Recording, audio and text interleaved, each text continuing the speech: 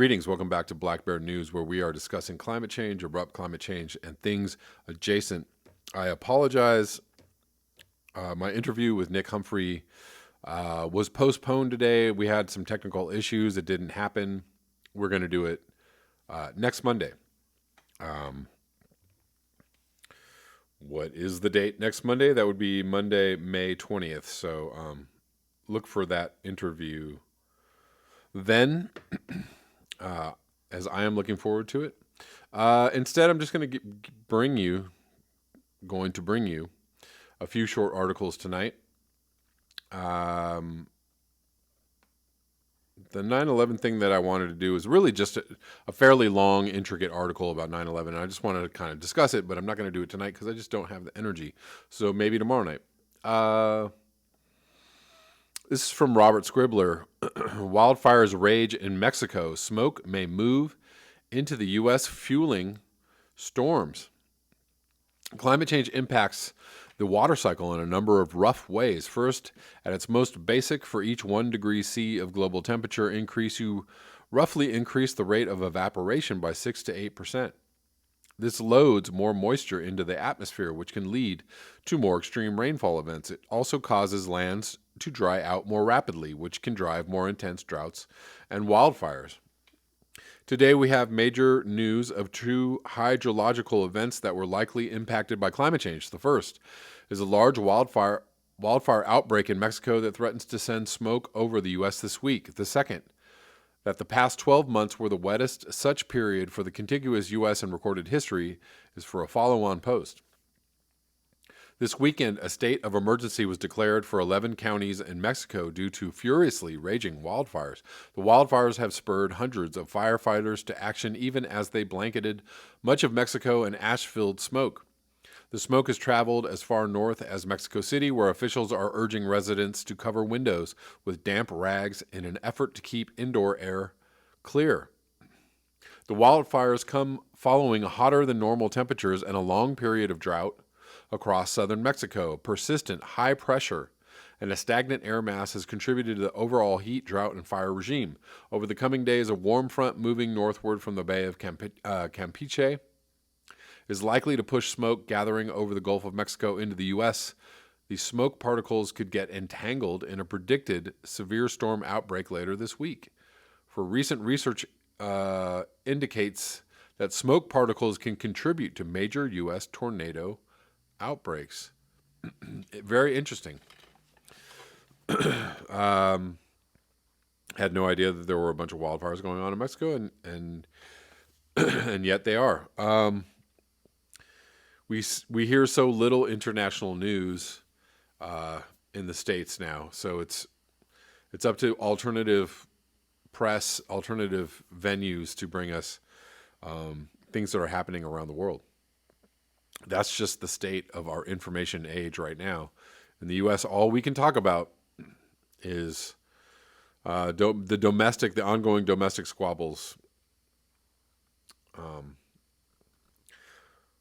It's like a long, drawn-out episode of The Honeymooners.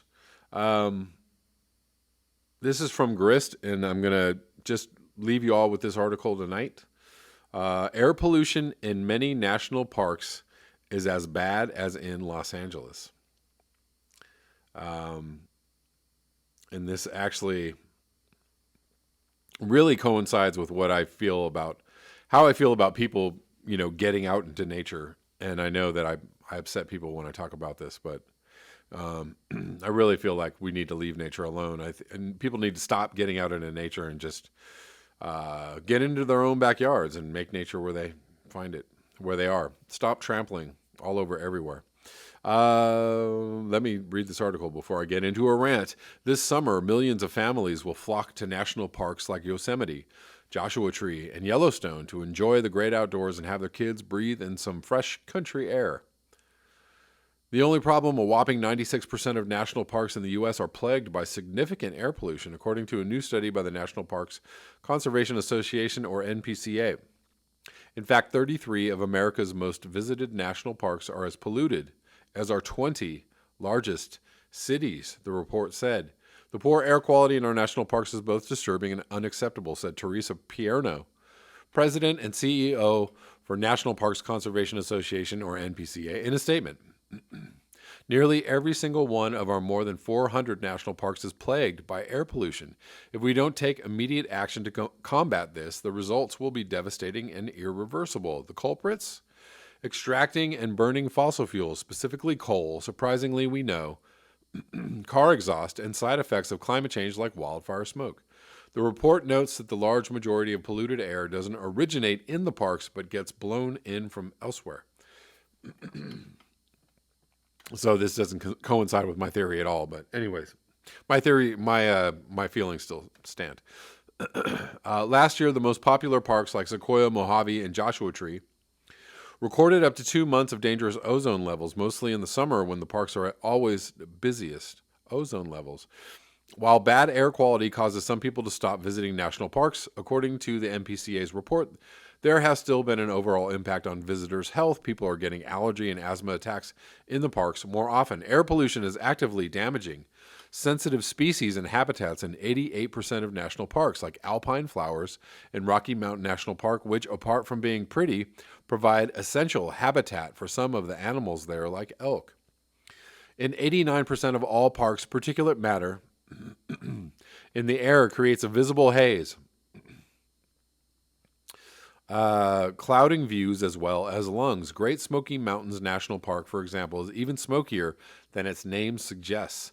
The name is supposed to refer to the bluish mist that naturally hangs over the mountains, not the white or yellowish haze of pollution that is now often seen at the park. What's the solution? The NPCA urges a swift transition to clean energy sources, a reduction in air pollution for areas neighboring national parks, and for states to stay in compliance with the Clean Air Act despite the loosened federal regulations under the Trump administration. Just last week, as The Guardian pointed out, the Bureau of Land Management moved forward with a plan that would open more than 1.6 million acres of land near national parks in California to fracking. Boo hiss. At a time when the climate crisis facing the planet is irrefutable, the laws that protect our climate and the air we breathe are being challenged like never before as this administration continues to prioritize polluters' interests over the health of our people and parks, says Stephanie Kodish, Clean Air Program Director for the NPCA, in a statement. It's all bad all over. And it doesn't look like it's going to get better anytime soon.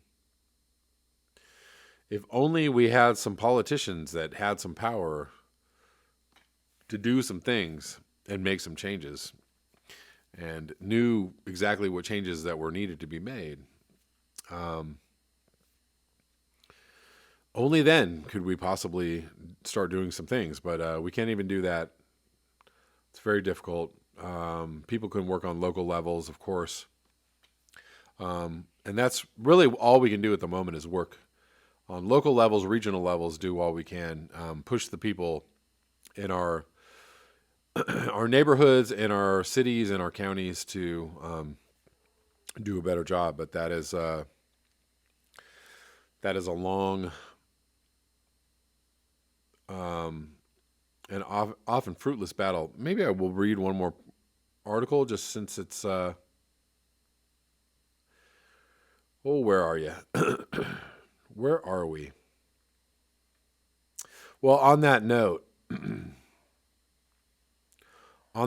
Los Angeles launched its own Green New Deal, and this is from a few weeks ago. This is from the HuffPost. Los Angeles just launched its very own Green New Deal, setting up the second largest city in the country to have a carbon neutral economy by 2050. Well, that's something. It's probably not enough something, but it's something. Politicians in Washington don't have to look across the aisle in Congress to know what a Green New Deal is.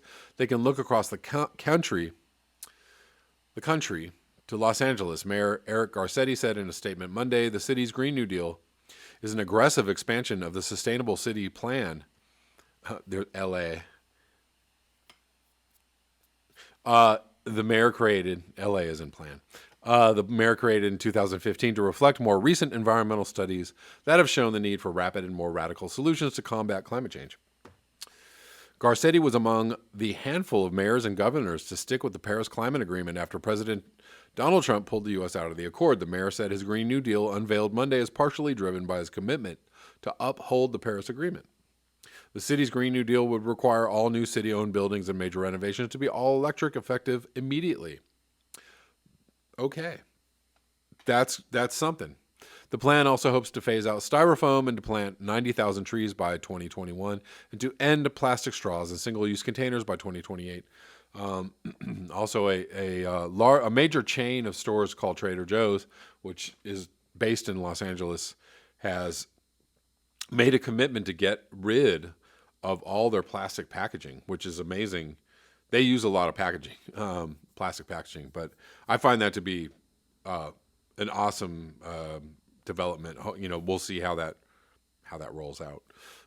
The initiative also includes Los Angeles recycling 100% of its wastewater by 2035 and building a zero-carbon electricity grid with the goal of reaching an 80% renewable energy supply by 2036.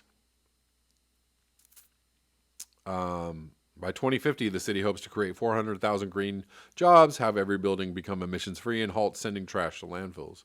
By then, the city's plan is expected to save more than 1,600 lives. 1,600. 660 trips to the hospital and $16 billion in avoided health care expenses every year.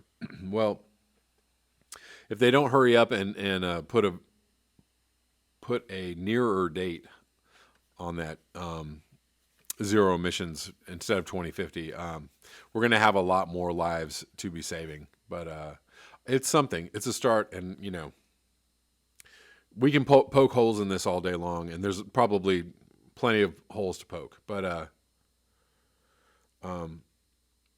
hey, way to go, LA! You guys are trying. You're making an effort, and I applaud that, and I'm happy that we're doing something. Something is better than nothing. You got to have something if you want to fight climate change. Is that how the song goes? I don't remember. Anyways, that's all I have for you tonight. Thank you so much for your eyes, your ears, and your conscience. If you would like to support this channel, you can do so at the links below. Until next time, peace.